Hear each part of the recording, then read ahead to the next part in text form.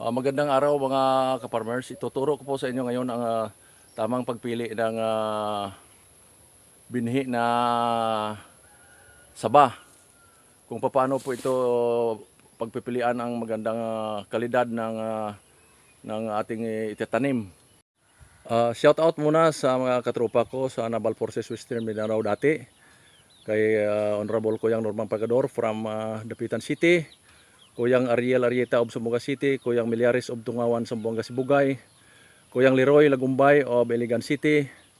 Magandang araw sa inyo lahat at sa kasalukuyan ay may kanya-kanya na po kaming buhay after namin magserbisyo nung habang panahon sa gobyerno. Naman po ay isang uri ng saba na magandang klase, kulay green po siya. At maaasahan mo ito ay bubunga po ng napakalaki at magandang ani. At ito naman po ang isang halimbawa ng hindi maganda na pang materialis na ipangtanim kasi po ito ay kulay pula. Makita natin kulay pula siya. Malapit na ito siyang kung tawagin po ito ay ang sakit nito ay mosaic.